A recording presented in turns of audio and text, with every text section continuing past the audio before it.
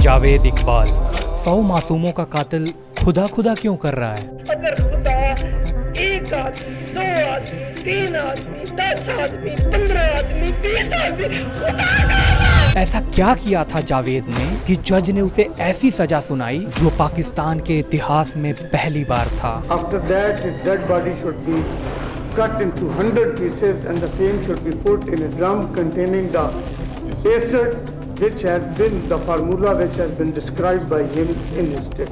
जावेद इकबाल ने 20वीं सदी का आखिरी दिन ही क्यों चुना था खुद को सरेंडर करने के लिए? क्या वो 21वीं सदी का सबसे बड़ा नाम बनना चाहता था, या सबसे बड़ा सीरियल किलर बनना चाहता था, या इसका मकसद ही कुछ और था? 31 दिसंबर 1999 की उसने बहुत ही सोच समझ के वो रात चुनी, क्योंकि 1 जनवरी नई सदी का पहला दिन, और पहला दिन के अखबार सारी दुनिया के अखबारों में 20वीं सदी का सबसे बड़ा सीरियल किलर, ये वो एक रात में उसने अपने आप को साबित कर दिया। मेरा नाम जावेद इकबाल है और मैं 100 मासूम बच्चों का कातिल हूँ। ये बात जावेद इकबाल ने खुद एक लेटर के जरिए लाहौर पुलिस और जंग अखबार को बताई थी। एकदम EMD से एक खत आया, मैंने खोला, उसमें 75 बच्चों की पिक्स थी। उस आदमी ने ये क्लेम किया कि मैंने जी 100 बच्चों को कत्ल कर दिया है, उनको इस तरह एसिड में डाल के मारा। उसने एक पॉइंट एक लम्हे लिखा हुआ था। जब एक पत्रकार ने जावेद इकबाल से एक सवाल पूछा कि अगर 2-3 बच्चे वापस लौट आए तो तुम क्या करोगे? अगर जाओ तो आप जो जितने मारे हैं उनमें से 3-4 बच्चे घरों को वापस आ गए,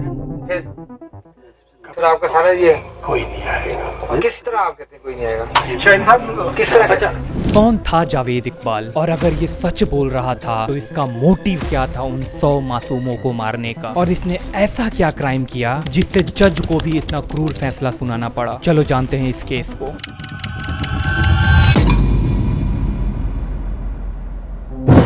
लाहौर, पाकिस्तान। नवंबर 1999 के कुछ महीनों पहले से ही लाहौर पुलिस के पास मिसिंग बच्चों की कंप्लेन आने लगती है। मिसिंग बच्चों के फैमिली वाले पुलिस स्टेशन के दरवाजे के चक्कर लगा लगा कर थक चुके थे कि तभी एक दिन लाहौर पुलिस स्टेशन में एक लेटर रिसीव होता है। उसमें लिखा रहता है, मेरा नाम जावेद इकबाल है और मैं 100 बच्चों का कातिल हूँ, एंड बाकी के डिटेल्स के बाद एक घर का एड्रेस दिया रहता है, 16th B Ravi road. Police इसको सीरियसली नहीं लेती है, लेकिन फॉर्मेलिटी के लिए they went to the given address. Police जैसे ही वहाँ पे पहुँचती है, जावेद का रवैया बिल्कुल बदल जाता है। जावेद ने अपने सिर पर बंदूक लगाकर पुलिस को ये धमकी देने लगा कि अगर तुम 2 कदम भी आगे बढ़े तो मैं खुद को गोली मार लूंगा। पुलिस को लगता है कि ये सड़ियल सा आदमी क्या किसी को मार सकता है, जो पुलिस को देखते ही खुद की जान लेने की बात करता है। पुलिस वहाँ से वापस चली जाती है और उन लोगों को थोड़ा भी अंदाजा नहीं था कि उन्होंने अभी अभी किस हैवान को छोड़ा है। अगर पुलिस 2 कदम भी घर में आगे बढ़ जाती तो पूरा मामला सामने आ जाता, लेकिन वे लोग ठहरे पुलिस वाले, वो भी पाकिस्तान के। हालांकि उस वक्त उन पुलिस वालों पे भी काफी दबाव था, क्योंकि बस कुछ ही दिन पहले परवेज मुशर्रफ ने अपने पूरे आर्मी के साथ जाकर देश को अपने कंट्रोल में ले लिया था। पाकिस्तान की पूरी इकोनॉमी चरमराई हुई थी। वैसे आज भी कहाँ ठीक है। Economy is in total collapse. Economy तबाह हो चुकी है, यहाँ तक कि हम भीख मांगते हुए घूमते हैं पूरी दुनिया में, और हमारे इज्जत का सौदा हुआ है। ऊपर से USA ने अलग सैंक्शन लगा रखा था इनके ऊपर न्यूक्लियर टेस्ट करने के लिए।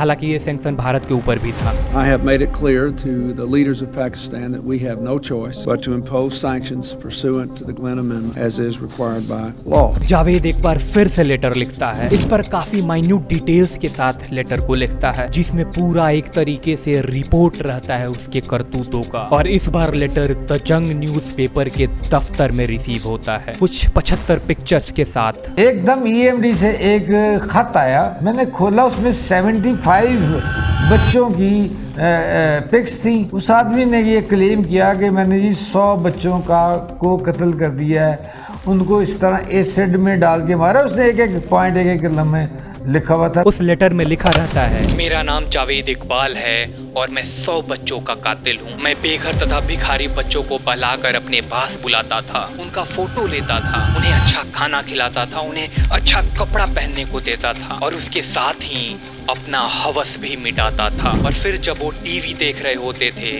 तब मैं उनके पीछे जाकर एक लोहे के तार को उनके गले में डालकर जोर से खींचता था जब तक वो फड़फड़ाकर मर नहीं जाते थे किसी चिड़िए की तरह। फिर उनके बॉडी को टुकड़े कर एसिड के गैलन में डाल देता था और बस कुछ ही क्षणों में उन मासूमों का नामो निशान मिट जाता था। और कुछ इसी तरीके से मैंने 100 मासूमों को मार डाला, उनका नामो निशान मिटा डाला। मैं चाहता तो औरों को मार सकता था, इतने पैसे थे ही मेरे पास, लेकिन मैं सिर्फ 100 माँ को रोते हुए देखना चाहता था, बस 100।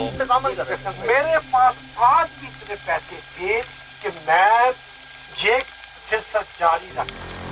और यहाँ मेरा मकसद पूरा होता है। मैं सबूत के लिए कुछ रिमेन्स को उसी गैलन में छोड़ रहा हूँ ताकि आपको यकीन हो जाए, आपको भरोसा हो जाए। वो हर एक छोटे से छोटे डिटेल्स को मेंशन किए हुए था, जैसे जब उन बच्चों को लाया था तो वो किस कलर के शर्ट पहने हुए थे, उनका सैंडल का रंग क्या था, हर एक माइन्यूट डिटेल्स उस लेटर में मेंशन था। और फिर जावेद लेटर में कुछ और डिटेल्स मेंशन किए हुए था, जैसे उन बच्चों के कौन से बॉडी पार्ट से वो सीड्यूस होता था, किस बॉडी पार्ट्स को देखकर उसके अंदर की हवस की भूख जाग जाती थी, उसे एसिड को खरीदने में कितना खर्चा आया था, बॉडीज के टुकड़े को डिसॉल्व होने में कितना वक्त लगा था, हर एक डिटेल्स उस लेटर में मेंशन था। और फिर लास्ट में एक एड्रेस था, 16th B Ravi road, Lahore. The जंग न्यूज़पेपर के पत्रकार जमील चिश्ती को लेटर पढ़ने के बाद उन्हें दो चीज लगता है, या तो कोई इसे फंसाने की कोशिश कर रहा है या फिर जावेद ने वाकई में सारे कारनामे किए हैं। उस पे मैंने मेरे ज़हन में 2 पॉइंट आए कि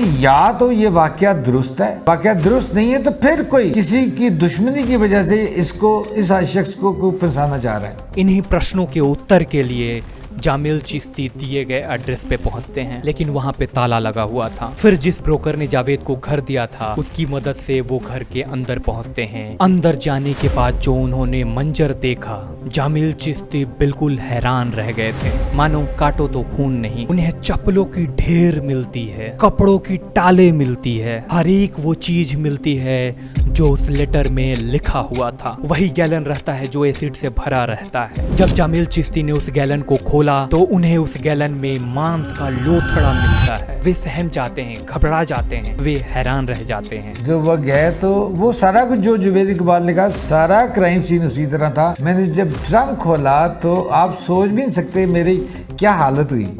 उसमें लोथड़े थे और एसिड से मेरे हाथ जल गए।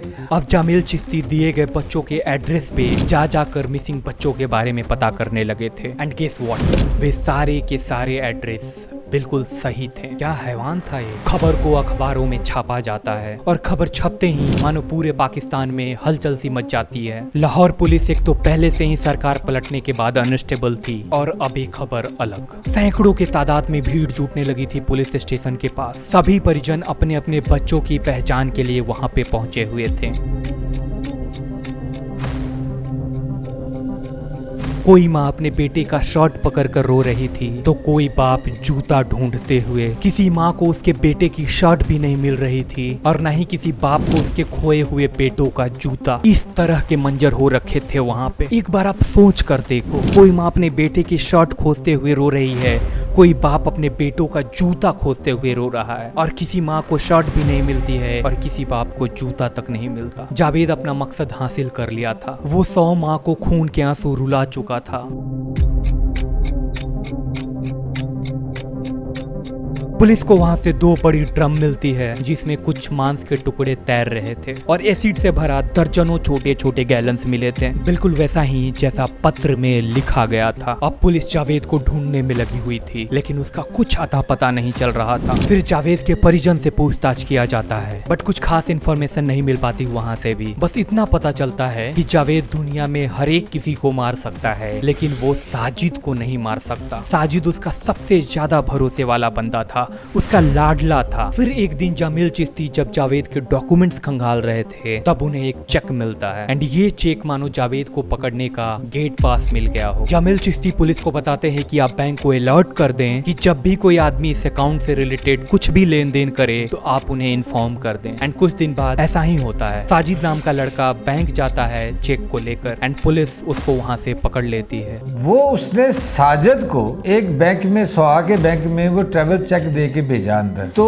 उन्होंने पुलिस को इत्तला दे दी पुलिस ने उसको गिरफ्तार कर लिया। और फिर जब जामिल चिश्ती साजिद से मिलते हैं तो पता चलता है कि जावेद अपने पास साइनाइड रखा करता था कि अगर पुलिस पकड़ेगी तो वो इसका इस्तेमाल करेगा, क्योंकि पुलिस पे उसका भरोसा थोड़ा सा भी नहीं था। एंड उसके ठीक कुछ दिन बाद 1999 के दिसंबर के आखिरी दिनों में जंग के दफ्तर में एक आदमी पहुंचता है एंड रिसेप्शन पर जाकर बोलता है, मेरा नाम जावेद इकबाल है, मैं 100 बच्चों का कातिल हूँ। Isn't it filmy? But it is real. ऐसा हुआ था। अब जावेद इकबाल जामिल चिश्ती से बात करता है। विलियम 10 की इतनी गोलियां उसमें से निकली, जेब की तलाशी ली तो उसमें साइनाइड निकली। फिर वहाँ फौज के लोग पहुंचते हैं उसे अरेस्ट करने के लिए, क्योंकि पुलिस पे उसे थोड़ा भी भरोसा नहीं था। इंट्रोगेशन में वो बताता है कि पुलिस उसके साथ बहुत बुरा बर्ताव किया था कुछ दिन पहले। जावेद 9 भाई बहन था, लेकिन ये सबसे अलग था, सबसे अजीब था, सबसे वियर्ड था। ये कभी कभी तो अपने पूरे परिवार को उठाकर रात में लाइन में खड़े करवा देता था, इतना वियर्ड था ये। Javed belongs to a very wealthy family. इसके 2 शादी हो रखे थे, लेकिन दोनों टूट चुके थे बस शादी के कुछ ही साल बाद। जावेद का एक बेटी और एक बेटा भी है। जावेद के पिता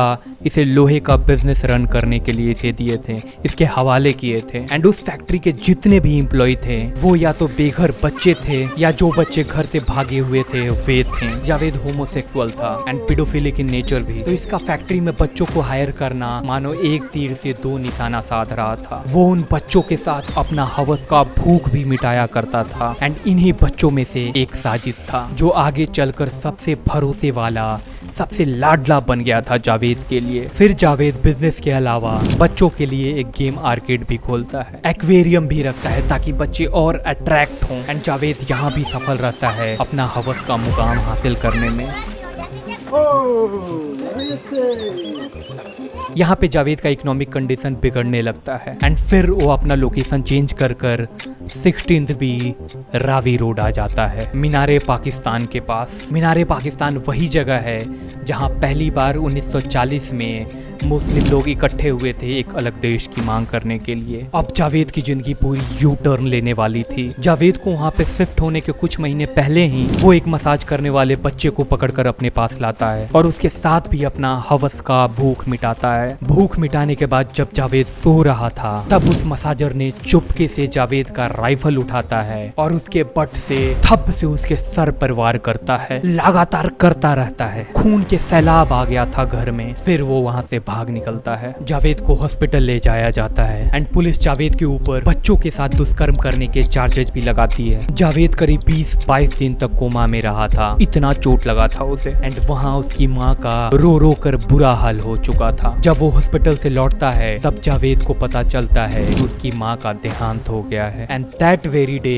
ही डिसाइडेड कि आज के बाद मैं 100 माँ को रोते हुए देखना चाहता हूँ, उन्हें बिखरते हुए देखना चाहता हूँ। जावेद एकदम साइको हो गया था, एकदम पागल हो गया था। और उस प्रण लेने के बाद ही जावेद अपने मकसद पे निकल गया था। वो बेघर तथा भिखारी बच्चों को बहलाकर अपने पास बुलाता था, उनका तस्वीरें लेता था, फिर उन्हें अच्छे कपड़े देता था, अच्छा खाना खिलाता था और इन सब के बाद अपना हवस मिटाता था उनके साथ। और फिर जब वो टीवी देख रहे होते थे तब एक लोहे की तार पीछे से जाकर उनके गले में डालता और जोर से खींचता, तब तक जब तक वो बच्चे फड़फड़ा कर मर न जाते किसी चिड़िए की तरह। फिर उन्हें टुकड़े कर कर एसिड के गैलन में डाल देता था और उनका नामो निशान मिटा देता था। और जावेद ने ऐसे ही करीब 100 मासूमों को मार डाला था, उनका नामो निशान मिटा दिया था। क्या हैवान था रे। मामला कोर्ट में चलता है एंड कुछ ही महीनों बाद इस पर जज का फैसला भी आ जाता है, जिसमें जावेद को साथ देने के लिए साजिद को 686 साल की सजा सुनाई जाती है, नदीम को 142 और सबीर को 42 साल की सजा सुनाई जाती है। एंड जावेद के ऊपर जजमेंट तो कुछ और ही था, उसका सजा तो कुछ और ही था। जज बोलते हैं कि जावेद को उसी जगह पर लटकाया जाए जहाँ से बच्चों को उठाया करता था और फिर उसी चेन से इसका गला घोटा जाए, उसे मार दिया जाए। मारने के बाद उसे 100 टुकड़े किया जाए एंड एसिड के गैलन में डालकर इसे डिसॉल्व कर दिया जाए। ये जज का फैसला था। After that, his dead body should be cut into 100 pieces and the same should be put in a drum containing the acid which has been the formula which has been described by him in his statement. हालांकि बाद में इस फैसले पर काफी बवाल हुआ था। ह्यूमन राइट्स के लोग भी आ गए थे इसमें और फिर सजा को बदलकर उम्र कैद और फांसी की कर दी गई थी। लेकिन कुछ ही महीनों बाद जेल से एक खबर आती है कि जावेद और साजिद ने दोनों अपने शर्ट का फंदा बनाकर सुसाइड कर लिया और दोनों के दोनों एक ही दिन ये कार्य किया था। कंट्रोवर्सी इस पर भी हुई, सवाल इस पर भी उठे थे। किसी का बोलना था कि this is not possible at all, क्योंकि जो छत की हाइट है वो 25 फीट ऊंची है, फांसी लगाना संभव ही नहीं है, और न जाने क्या क्या। वो उस कमरे में मैं मौजूद था। वो कमरा कोई 20-25 फुट हायर सीलिंग्स थी, वहां पर ये मुमकिन नहीं है। दो लोगों का एक ही रात एक ही वक्त खुदकुशी करना, इसके मतलब चांसेस बहुत कम है। लेकिन उससे भी ज्यादा महत्वपूर्ण सवाल ये है कि उन 100 मासूम बच्चों के परिजन को, उनके माँ को इंसाफ मिला क्या? उनके घाव भरे क्या? उनका दर्द मिटा क्या? ये थी आज की केस स्टडी। बाय।